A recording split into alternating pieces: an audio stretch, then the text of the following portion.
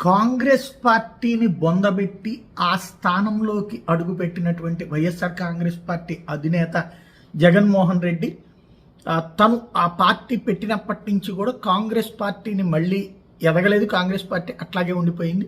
వాళ్ళ చెల్లిని పెట్టినా కూడా ఎక్కడ వేసిన గొంగళి అక్కడే ఉంది.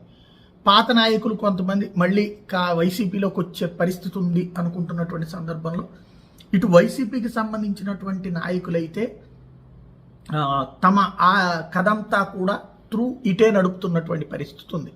ఏదైతే భారతీయ జనతా పార్టీకి అనుకూలంగానే ఇవాళ ఎన్డీఏకి సంబంధించినటువంటి ఉపరాష్ట్రపతి వైపుకి అభ్యర్థికి కూడా మద్దతు ఇస్తున్నటువంటి పరిస్థితి. అయితే ఇప్పుడు వాస్తవంగా వైఎస్ఆర్ కాంగ్రెస్ పార్టీకి మొన్న 11 మంది సభ్యులు ఉండాల్సి ఉంటే అందులో ఒక 4 రాజీనామా చేశారు.